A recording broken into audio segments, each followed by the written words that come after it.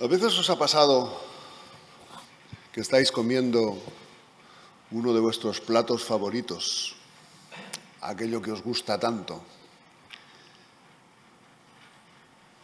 y estáis disfrutando de cada cucharada de lo que estáis comiendo, y veis cómo se está acabando, y empezáis a comer más despacio para que no se acabe, y que da mucha rabia.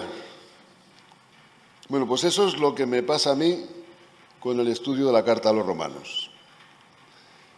Es algo tan bueno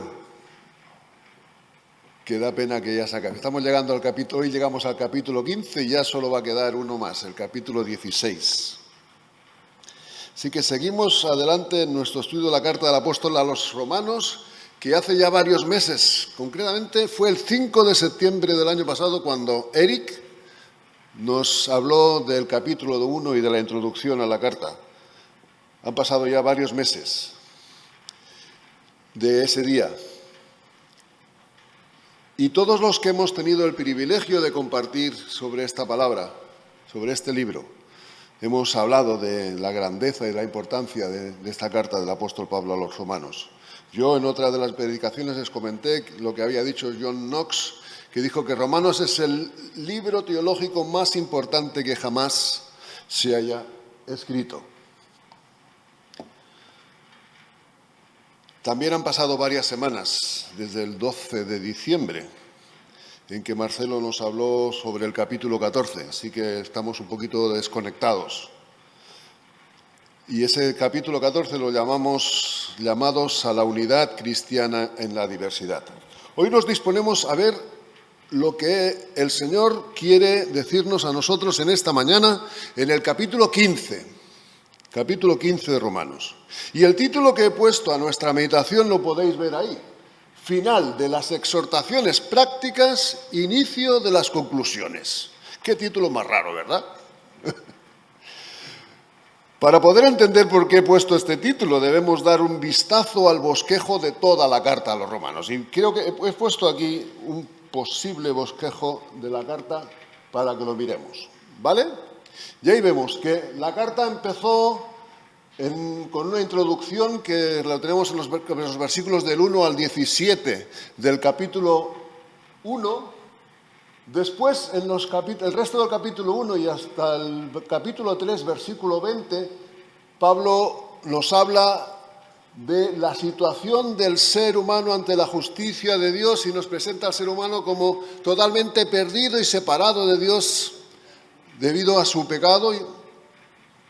Pero luego, a partir del 3:21 y hasta el 4:25, Pablo nos habla de la justificación del hombre por medio de la fe en Jesucristo, que pagó el precio de la justicia de Dios en la cruz. Los capítulos 5, 6, 7 y 8, la parte gruesa y profunda y más conocida del libro de los Romanos, nos habla de la nueva vida del hombre justificado. Y ahí veíamos cómo nos habla de la vida en el Espíritu y cómo vamos de triunfo en triunfo si nos dejamos dominar y guiar por el Espíritu Santo. Luego empezó un periodo de la justicia de Dios y el pueblo de Israel, en las 9, 10 y 11, donde nos habló de Dios y el pueblo de Israel. Y a partir del capítulo 12 y hasta el capítulo 15 y versículo 13, nos habla de exhortaciones prácticas para el hombre justificado. Y luego, desde el 15, versículo 14, hasta el final del libro, pues tendremos las conclusiones y los saludos de Pablo. Ahí podéis ver el porqué del título. Estamos en el capítulo 15. Del 1 al 13 estamos en las exhortaciones prácticas para el hombre justificado. Y del 14 al 33, pues tenemos el principio de las conclusiones. Por eso he sido tan original como para llamar al sermón de esta mañana final de las exhortaciones prácticas, principio de las conclusiones. Cuando Cuando le pasé a Armando el bosquejo, por cierto, saludos a Armando, que está en su casa también con problemas de salud. Gracias por su trabajo cada semana. Cuando le pasé a Armando el bosquejo para el boletín, me preguntó si me había equivocado. Dice, Dani, ¿no te has equivocado? Y le dije que no, porque en el boletín, pues, está así. B, inicio de las conclusiones, el ministerio de Pablo, los planes inmediatos de Pablo. A, final de las exhortaciones prácticas, unánimes para la gloria de Dios, recibíos los unos a los otros. Parece que está al revés, ¿no? Vale. Bueno, la razón por la que vamos a hacer así es porque quiero que lo último que quede en nuestras mentes y en nuestro corazón esta mañana sean las exhortaciones prácticas que el Señor nos va a dar hoy. Así que, después de esta pequeña introducción, vamos a orar al Señor y vamos a pedir que Él nos hable por medio de su palabra. Sí, Señor. Nos acercamos a tu palabra expectantes de lo que tú nos quieras decir a cada uno de nosotros hoy. Pidiendo que tu Espíritu Santo la haga viva en cada uno de nuestros corazones. Y pidiendo que tu Espíritu Santo también nos ayude a ponerla en práctica en nuestra vida y en nuestra iglesia. Glorifícate tú hoy en tu palabra y bendícenos por medio de ella. En el nombre de Jesús. Amén. Pues muy bien. Inicio de las conclusiones. El ministerio de Pablo. Vamos a empezar en el versículo 14. Coger vuestras Biblias. Romanos capítulo 15 y vamos a empezar en el versículo 14. Y el versículo 14 dice esto: porque estoy seguro de vosotros, hermanos míos, de que vosotros mismos estáis llenos de bondad y llenos de todo conocimiento, de tal manera que podéis amonestaros los unos a los otros. Pablo va a hablar de su ministerio, pero antes de hablarnos de su ministerio, Pablo se dirige a los creyentes de Roma y les habla de que ellos deben ministrarse los unos a los otros. La palabra amonestar no la debemos entender como reñir. Amonestar no es solo reñir. Amonestar es ayudar, es estar al lado, es animar, es mostrar las dificultades, es edificar.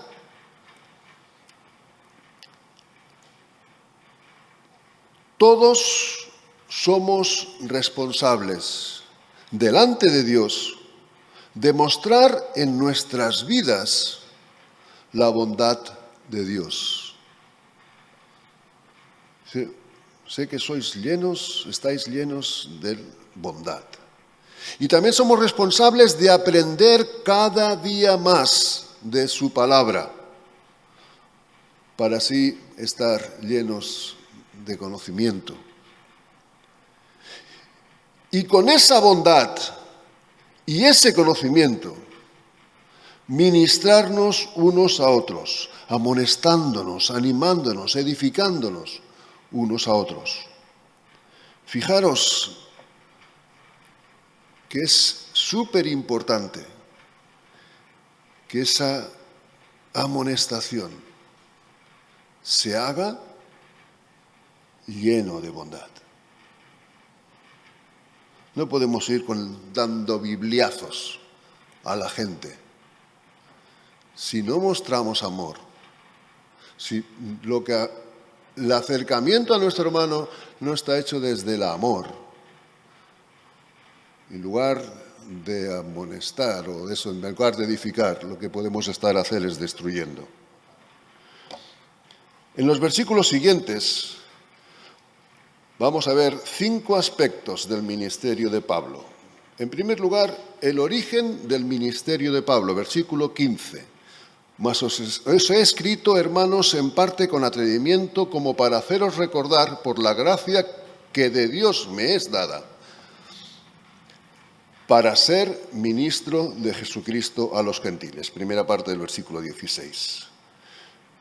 Pablo es ministro del Señor, es un siervo del Señor por la gracia de Dios. No es algo que a Pablo se le ocurrió y dijo, pues mira, pues ¿sabes qué? Pues yo creo que quizá yo podría servir para llevar el Evangelio a los gentiles, ¿no? Y cogió él por su cuenta y empezó a predicar. Pues no, no es así. Pablo es ministro del Señor para llevar el Evangelio de Dios porque por la gracia de Dios, esa gracia que no solo se le apareció en Damasco para que fuera salvo, sino esa gracia que se le apareció a Dios, que se acercó a Dios para que fuera ministro del Señor a los gentiles, para que llevara el Evangelio de Dios a los gentiles. Y además, es algo que es un regalo y que así lo considera Pablo, porque es tanta la gracia que recibió él, de habiendo sido el mayor perseguidor de la Iglesia, que Dios lo llamara, que para él es un privilegio poder gozar de esa gracia de Dios, de llevar el Evangelio a los gentiles. Lo siguiente que vemos es el objetivo de su ministerio, versículo 16, para ser ministro de Jesucristo a los gentiles, ministrando el Evangelio de Dios para que los gentiles le sean ofrenda agradable santificada por el Espíritu Santo. El objetivo del ministerio de Pablo podríamos decir que es el cumplimiento práctico de la promesa que Dios hizo a Abraham en Génesis capítulo 12 y versículo 3, cuando le dice a Abraham, en ti serán benditas todas las naciones de la tierra. Pablo veía su labor de llevar el Evangelio a los gentiles como la de un sacerdote que está preparando una ofrenda de gratitud y adoración al Señor en la conversión y la santificación de los gentiles. Ministrando el Evangelio de Dios para que los gentiles le sean ofrenda agradable, santificada por el Espíritu Santo. Lo siguiente que vemos es el poder de su ministerio, versículos 17 y 18. Tengo pues de qué gloriarme en Cristo Jesús, en lo que a Dios se refiere, porque no osaría hablar sino de lo que Dios ha hecho por medio de mí, para la obediencia de los gentiles con la palabra y con las obras, con potencia de señales y prodigios en el Espíritu, en el poder del Espíritu de Dios. Pablo era un personaje excepcional. Nunca en la historia creo que haya habido alguien que haya predicado a tantas personas en tantos lugares diferentes, que haya fundado tantas iglesias, que haya escrito tanta doctrina que nos ayuda a entender el Evangelio como estamos haciendo en esta mañana estudiando la palabra de los romanos. Es un ser excepcional. Lo que Dios ha hecho, esa es la palabra, lo que Dios ha hecho por medio de él. Y eso es lo que él hace. Él no se gloría en lo que él hace, sino que se gloría en lo que Cristo hace por medio de él, en el poder del Espíritu Santo. Y ese es el poder ministerio de Dios, que el que obra, Pablo se esfuerza en hacer su trabajo,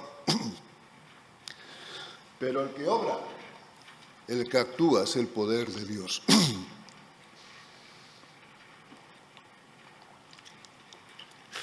El siguiente aspecto que vemos es el alcance de su ministerio. De manera que desde Jerusalén y por los alrededores hasta Ilírico, todo lo he llenado del Evangelio de Cristo. Pablo y su equipo habían predicado el Evangelio y habían fundado iglesias en todas las ciudades importantes, desde Jerusalén hasta Ilírico. ¿Qué es eso de Ilírico? Ilírico es lo que hoy llamaríamos Yugoslavia, donde ahora está Albania, Bosnia, Croacia, más o menos esa zona de ahí sería lo que es el Ilírico. Fijaros, unos 2000 y pico de kilómetros, todo ese terreno del espacio conocido en ese momento. Pablo lo había llenado, lo he llenado del Evangelio de Cristo. ¿Quiere eso decir que predicó a todas y cada una de las personas que habían ahí? No, pero sí que predicó en todas las zonas y fundó iglesias en las ciudades importantes para que, a su vez, los creyentes de esas ciudades llevaran el Evangelio a las aldeas y ciudades de alrededor. Eso es lo último que vemos, la estrategia de su ministerio, versículos 20 y 21. Y de esta manera me esforcé en predicar el Evangelio, no donde Cristo ya hubiese sido nombrado, para no edificar sobre fundamento ajeno, sino, como está escrito, aquellos a quien nunca les fue anunciado acerca de él verán, y los que nunca han oído de él entenderán. Pablo predicaba allí donde el Evangelio no era conocido. Donde habían ido otros apóstoles ya y estaban predicando, ahí no, ahí ya está el Evangelio. Él iba allí donde nadie había conocido al Señor. Y esto nos ayuda un montón a entender todo esto, el haber estudiado el libro de los Hechos, como hicimos el año pasado. Y vimos todo cómo Pablo llevaba el Evangelio, cómo predicaba. Y lo que hemos dicho, llegaba a los sitios donde veía y fundaba iglesias, pero no solo las fundaba y se iba, sino que después les escribía cartas, se ocupaba de que estuvieran ahí y las cuidaba para su crecimiento y su edificación.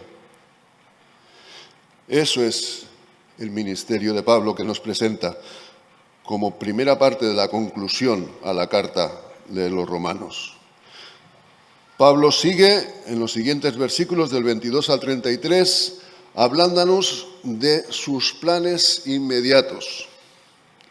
Y el plan de Pablo era pasar por Roma en su viaje. ¿A dónde? A España. Pablo quería venir a España a predicar el Evangelio. Versículos 22 y 23 y 24. Por esta causa me he visto impedido muchas veces de ir a vosotros. ¿Por qué causa? Por su estrategia de predicación, lo que acaba de decir antes, por esta causa, no se refiere a lo que acaba de decir antes, porque primero he estado predicando aquí en todos los sitios donde no había evangelio. Vosotros ya teníais una iglesia.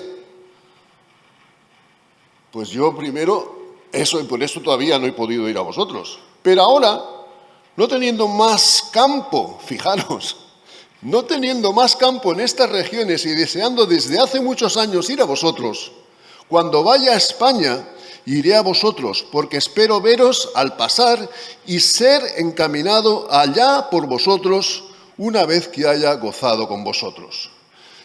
Pablo empieza la carta a los romanos, si fuéramos al capítulo 1 y versículos del 8 al 15, ya les está expresando Pablo a los creyentes de Roma su deseo de ir a estar un tiempo allí con ellos.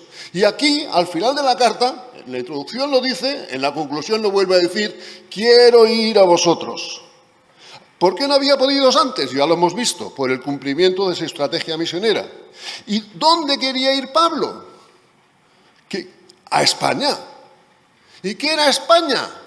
En ese momento, el extremo occidental del mundo conocido.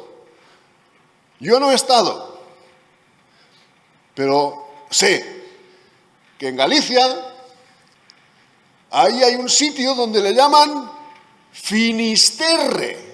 ¿Y qué significa Finisterre? El final de la tierra. Y acordaros de Hechos 1:8. Y recibiréis poder cuando haya venido sobre vosotros el Espíritu Santo y me seréis testigos en Jerusalén, en Judea, en Samaria, ¿y dónde? Hasta lo último de la tierra. Ahí quería ir Pablo a predicar el Evangelio, porque a ni no lo conocía, ni eso formaba parte de su estrategia. Pero una cosa más. Pablo necesita la ayuda de la Iglesia de Roma para poder cumplir con ese plan. Fijaros lo que dice: y ser encaminado allá por vosotros. Pablo les pide a los hermanos que le ayuden a poder ir a Roma y que le ayuden financieramente y en oración a cumplir con esa parte de su trabajo. Mirad, Dios no nos llama a todos a ser misioneros o pastores, pero sí nos llama a todos a ofrendar y orar por nuestros pastores y por nuestros misioneros.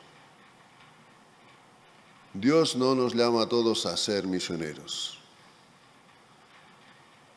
aunque sí nos llama a todos a ministrarnos unos a otros, pero sí nos llama a ofrendar y orar por nuestros misioneros. Ahora, Pablo les está diciendo: tengo que hacer un pequeño desvío, el desvío a Jerusalén. Vamos a leer los versículos del 25 al 29. Mas ahora voy a Jerusalén para ministrar a los santos, porque Macedonia y Acaya tuvieron a bien hacer una ofrenda para los pobres que hay entre los santos que están en Jerusalén. Pues les pareció bueno y son deudores a ellos, porque si los gentiles han sido hechos participantes de sus bienes espirituales, deben también ellos ministrarles de los materiales. Así que cuando haya concluido esto y les haya entregado este fruto, pasaré entre vosotros rumbo a España. Y sé que cuando vaya a vosotros llegaré con abundancia de la bendición del Evangelio de Cristo. ¿Sabéis de dónde está escribiendo Pablo la carta a los romanos? Está escribiendo desde Corinto, que está en Grecia. Su plan es ir a España, porque es normal, y camino de España pasar por Roma. Ese es su plan, se lo acaba de decir. Pero él dice, pero voy a hacer un pequeño desvío. Grecia, Roma, España, pero dice, antes de ir de Roma y a España, me voy a Jerusalén, que está aquí. 2000 y pico kilómetros al oriente. Qué desvío, ¿no? Pablo, antes de cumplir su plan de ir a España pasando por Roma, dice que tiene que hacer un pequeño desvío e ir a Jerusalén. ¿A qué? A llevar una ofrenda. ¿Qué tan importante para Pablo esa ofrenda era que no se la podía haber encargado a cualquiera de su equipo para que la llevara? ¿Por qué era tan importante para Pablo esa ofrenda? En primer lugar, la primera razón, su amor por los creyentes que realmente lo estaban pasando mal en Jerusalén. Los saduceos eran los que controlaban el templo, todos eran los más contrarios a los cristianos, todos aquellos cristianos que tuvieran algún trabajo relacionado con el templo, los saduceos los despidieron y se quedaron sin trabajo, y hubo una hambruna allí importante entre los cristianos en Jerusalén. Y Pablo está preocupado y quiere llevarles esa ofrenda.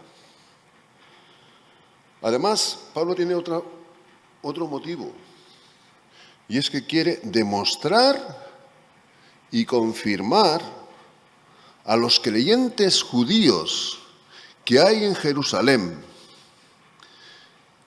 que todavía pueden tener alguna duda de que realmente el Evangelio del Dios sea también para los gentiles y que los gentiles se puedan convertir y formar parte de la iglesia igual que ellos. Con esa ofrenda, Pablo quiere confirmar y demostrar a esos judíos la autenticidad de la conversión de los gentiles. El Evangelio nos debe mover a dar de gracia lo que hemos recibido de gracia. Pablo termina el capítulo 15 con una petición de oración. Versículos 30 al 32. Pero os ruego, hermanos, por nuestro Señor Jesucristo y por el amor del Espíritu, que me ayudéis orando por mí a Dios. Que me ayudéis orando por mí a Dios. Para que sea librado de los rebeldes que están en Judea.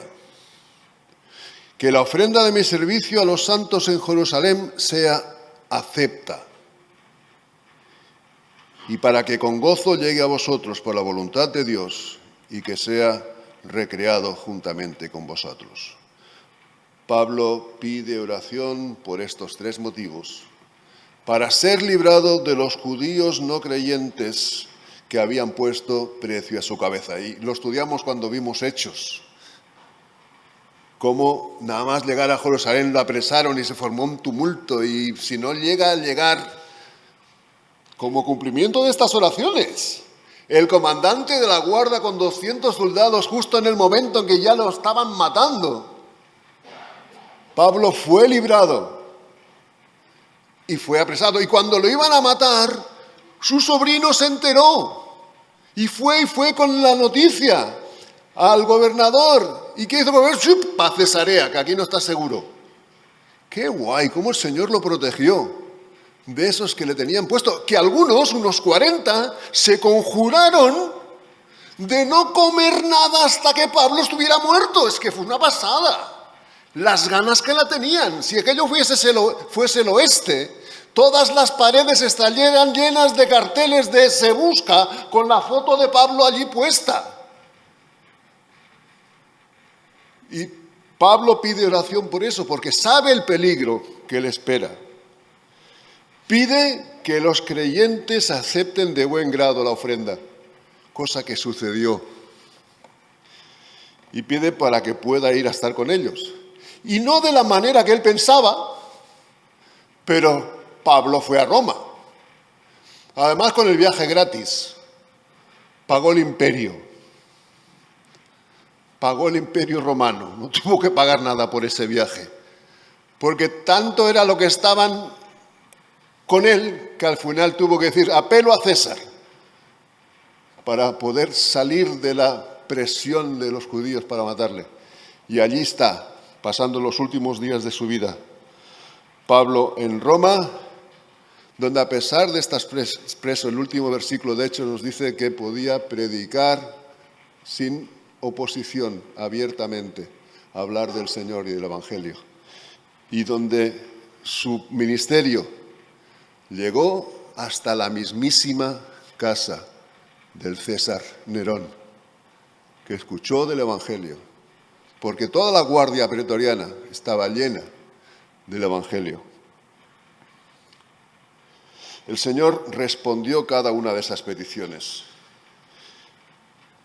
El capítulo 15 termina con una bendición, versículo 33. Y el Dios de paz sea con todos vosotros. Amén. Bueno, vamos ya al principio, ¿vale? Ya hemos visto el final, ya hemos visto el inicio de las conclusiones, y la próxima vez que se predique sobre Romanos nos van a hablar de una lista enorme de saludos de Pablo y de algunas advertencias, el capítulo 16, que ya ahí sí se acaba el plato. Prácticos para la vida cristiana, que empiezan en Romanos 12. No os conforméis a este siglo, sino transformaos por medio de la renovación de vuestro entendimiento, para que comprobéis cuál sea la buena voluntad de Dios, agradable y perfecta. Y termina con estos 13 versículos del capítulo 15. Cuando vimos el capítulo 14, en la Iglesia de Roma había diferencias de opinión en temas no fundamentales, como qué podían comer y qué no, qué fiestas se debían celebrar o no. Y para concluir este tema, Pablo les está haciendo estas últimas exhortaciones. Versículos 1 y 2. Así que los que somos fuertes debemos soportar las flaquezas de los débiles y no agradarnos a nosotros mismos. Cada uno de nosotros agrade a su prójimo en lo que es bueno para edificación. Wow. En lugar de vivir para agradarte a ti mismo, debes procurar el bienestar de tus hermanos en la fe.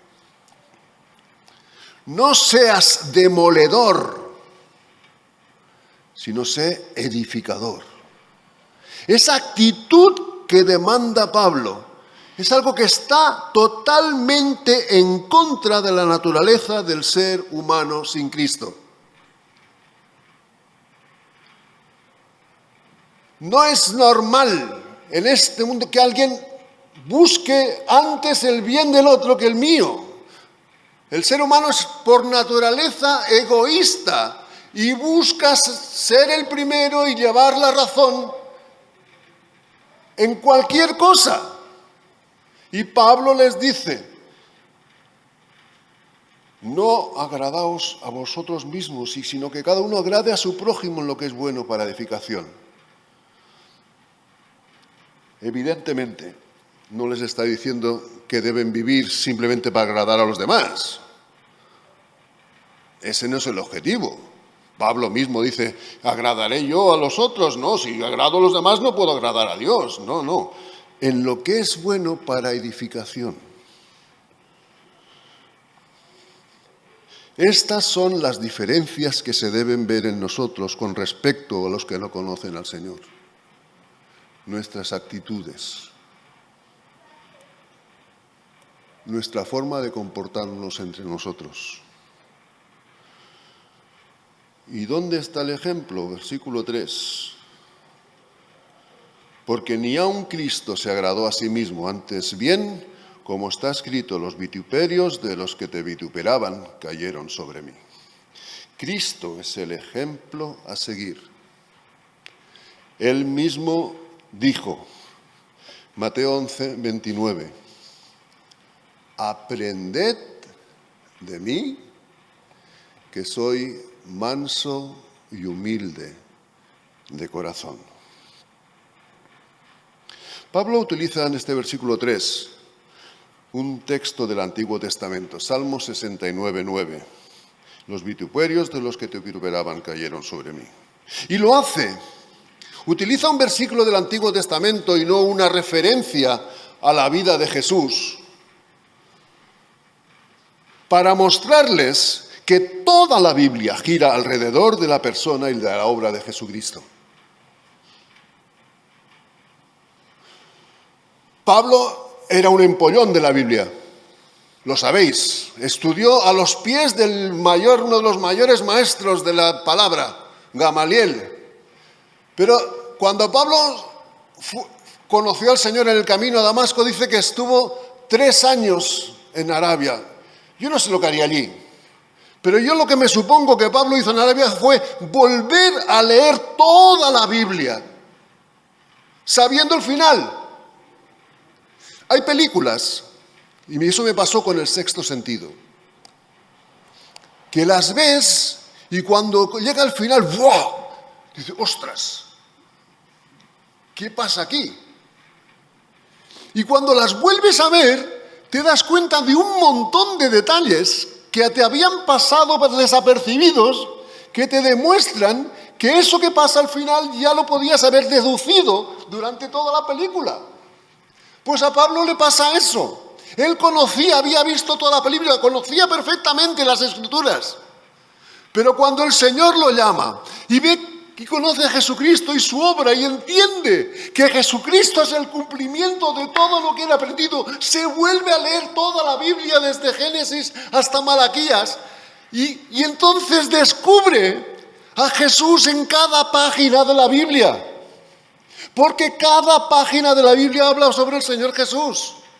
Y eso es lo que supongo, porque es una hipótesis, haría Pablo en esos 3 años. Descubrir la persona de Cristo en cada página. de todo el Antiguo Testamento. Leer el Antiguo Testamento y ver su cumplimiento en Jesucristo y en su Iglesia fomenta la esperanza del creyente.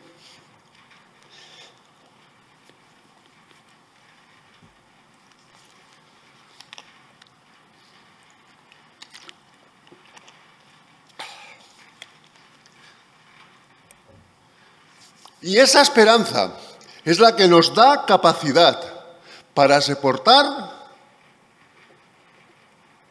las circunstancias difíciles que ocurren en nuestra vida. Dios nos habla por medio de su palabra. John Piper dijo: si quieres oír la voz de Dios de una forma audible, quizás a veces habremos dicho, me gustaría que Dios me hablara y me dijera. Bueno, pues John Piper dijo, si quieres oír la voz de Dios de una forma audible, lee la Biblia en voz alta. Porque Dios nos habla por medio de su palabra. Pablo ahora se dirige en oración, versículos 5 y 6, y dice, pero el Dios de la paciencia y de la consolación os dé entre vosotros un mismo sentir según Cristo Jesús, para que unánimes a una voz glorifiquéis al Dios y Padre de nuestro Señor Jesucristo.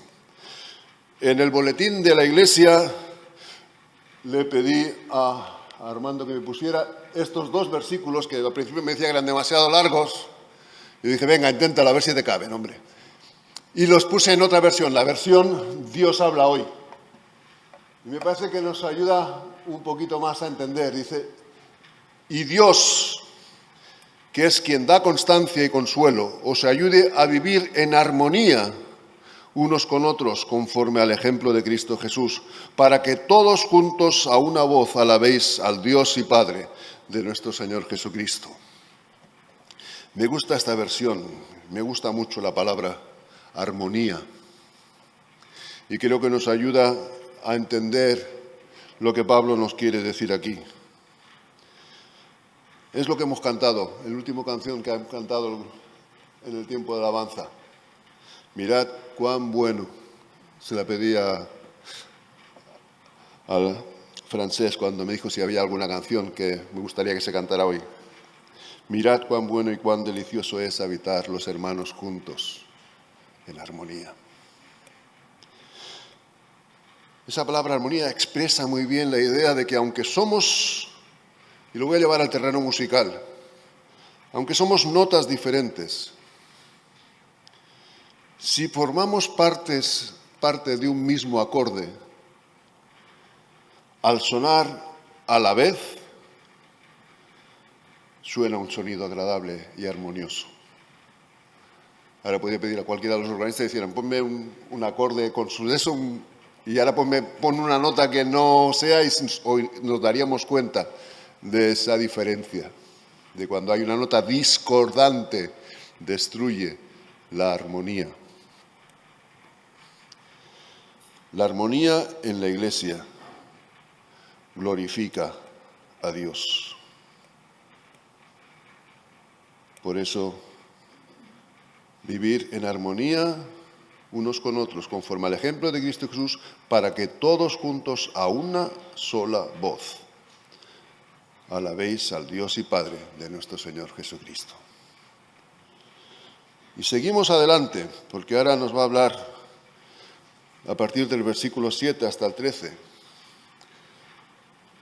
En nuestra versión dice, versículo 7, por tanto, recibíos los unos a los otros, como también Cristo nos recibió para gloria de Dios.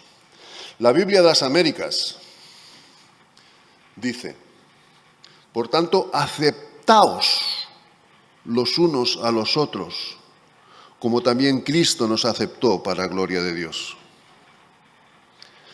Aceptaos los unos a los otros. Creo que entendemos muy mejor lo que significa aceptaos que recibíos. Esa es la idea. Acepta a los demás creyentes. ¿Cómo? ¿De qué manera? ¿Hasta qué punto? ¿Cuál es el límite? ¿Cuál es la definición de cómo debo aceptar a los demás creyentes? Como tú fuiste aceptado por Jesús. Ya la tienes. Aceptaos unos a otros como también Cristo nos aceptó para la gloria de Dios. Somos aceptados por la fe. No olvidemos eso. Somos aceptados por la fe y solo por la fe en la persona de Jesucristo. Y somos aceptados a pesar de nuestras deficiencias. Mirad, hermanos, cuando asimilamos, cuando interioramos la doctrina de la justificación, en la que somos aceptados a pesar de nuestras deficiencias y de nuestros defectos, cuando nos damos cuenta que hemos sido aceptados con todas nuestras deficiencias y con todos nuestros defectos, entonces seremos capaces de aceptar a otros a pesar de sus deficiencias y de sus defectos.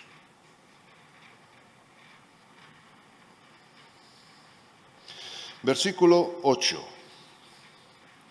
Pero os digo que Cristo Jesús vino a ser siervo de la circuncisión para mostrar la verdad de Dios, para confirmar las promesas hechas a los padres.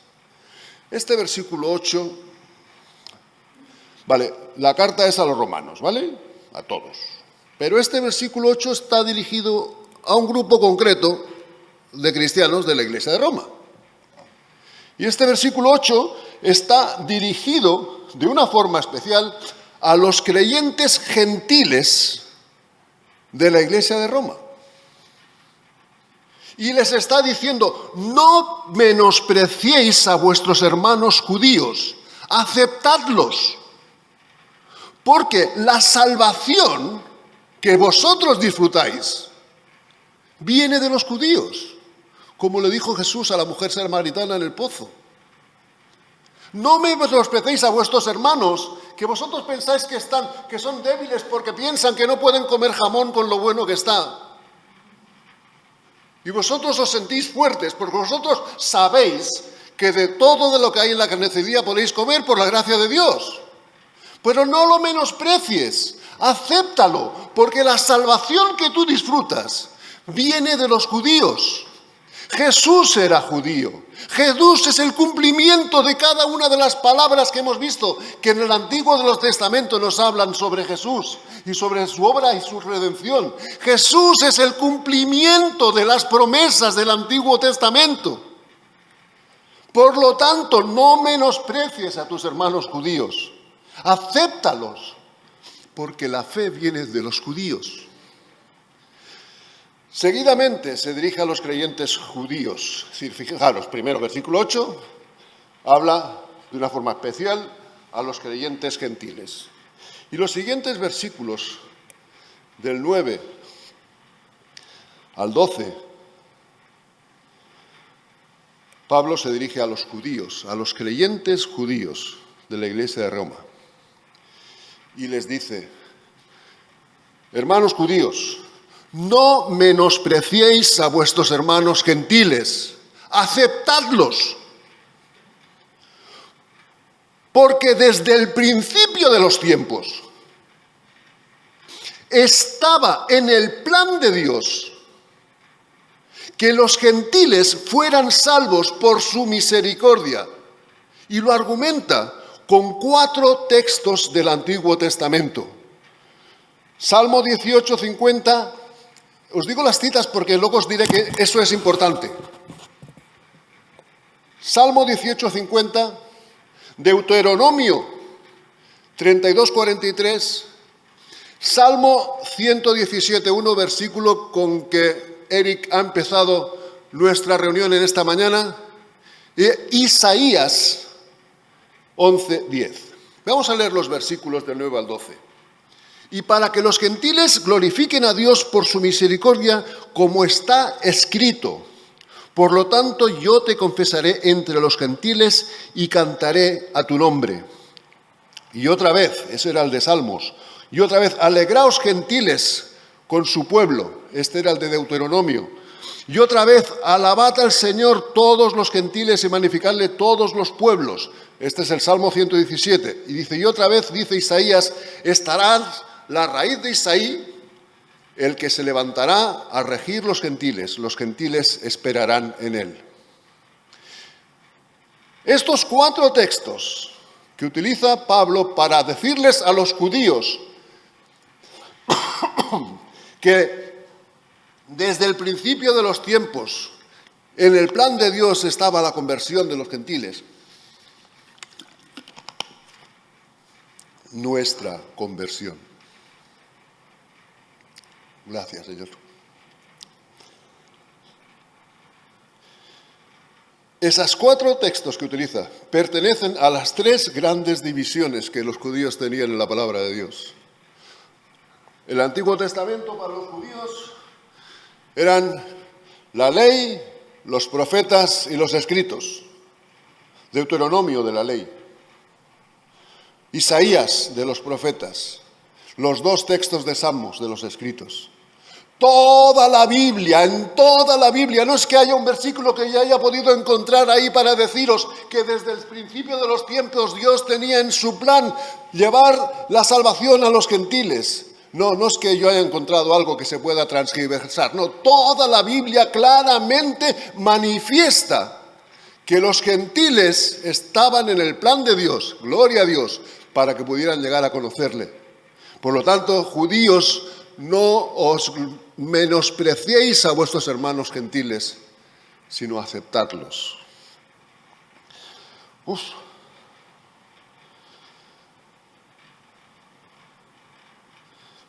Termina nuestro texto, que no es el último del capítulo, sino el versículo 13, con una bendición, una oración de Dios, de Pablo a Dios, y dice, y el Dios de esperanza os llene de todo gozo, paz en el creer, para que abundéis en esperanza por el poder del Espíritu Santo. La fe que nos mueve a confiar en el Señor nos la da el Espíritu Santo. Él es el que produce en nosotros todo. Y esa fe, cuando creemos en Él, en el creer, como dice el texto, produce en nosotros, en nuestros corazones, gozo y paz. Si descansamos en las promesas de Dios. Y así la esperanza nos llena. Dice que abundéis en esperanza por el poder del Espíritu Santo. Qué bonita bendición de Pablo, qué bonita petición a Dios para terminar ese final de las exhortaciones prácticas a aquellos que han sido justificados.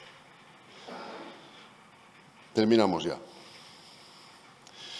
Y para terminar, me gustaría que en una actitud de oración, de ser conscientes de que la presencia del Señor está hoy aquí en medio de nosotros. En esa actitud, si quieres con los ojos cerrados, si quieres como quieras, da igual, eso no importa. Busques respuestas a algunas preguntas que voy a hacer, que nos vamos a hacer sobre lo que hemos estudiado en esta mañana. Así que yo te invito a que tomes esa actitud de estar orando al Señor y buscar tu respuesta sincera a estas preguntas. ¿Busco la edificación del pueblo de Dios o solo busco mi propio beneficio? ¿Busco la edificación del pueblo de Dios o solo busco mi propio beneficio? ¿Soy un creyente que es de bendición a los demás? ¿O soy un creyente que soy de tropiezo para otros?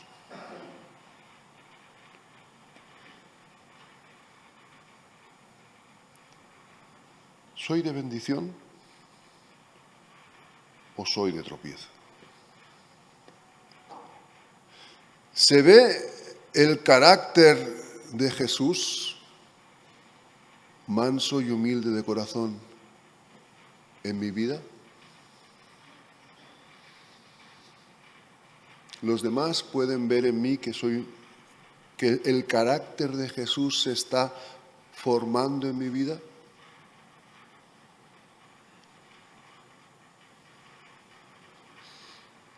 ¿Estoy creciendo en el entendimiento de la palabra de Dios? Hemos visto que era fundamental.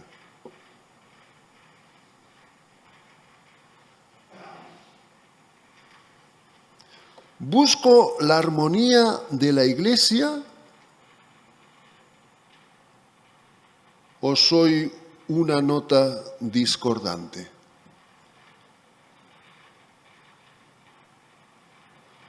¿Busco la armonía de la Iglesia con mis palabras y mis actitudes, con la relación con mis hermanos, o soy una nota discordante?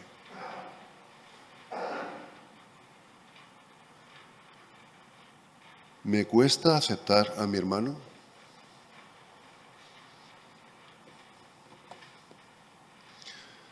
¿Se me ha olvidado cómo he sido yo aceptado por Cristo?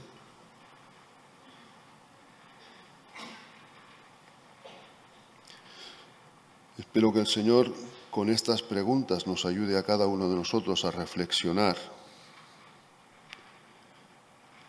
sobre cómo estamos aplicando esas exhortaciones prácticas para nuestra vida y para nuestra Iglesia en esta mañana. Y para terminar, me gustaría que hiciéramos algo al unísono, a una voz. No vamos a cantar, tranquilo, no te pido que te pongas. Aunque no estaría mal cantar otra vez, mirad cuán bueno. Pero sí que os pido que, ¿veis? He cambiado el sentido verbal de dos palabras, de los versículos 5 y 6 de Romanos capítulo 15, y me gustaría que, a ver si lo conseguimos, todos a una voz leyéramos juntos esa oración a Dios en esta mañana. Así que, ¿nos atrevemos a en armonía leer todos juntos estos dos versículos? Vamos allá. Agustina, tú también.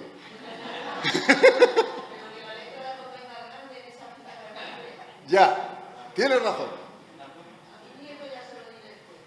Muy bien. Vamos allá. Y Dios, que es quien da constancia y consuelo, nos ayude a vivir en armonía unos con otros, conforme al ejemplo de Cristo Jesús, para que todos juntos a una sola voz alabemos al Dios y Padre de nuestro Señor Jesucristo. Muy bien. Que el Señor nos bendiga.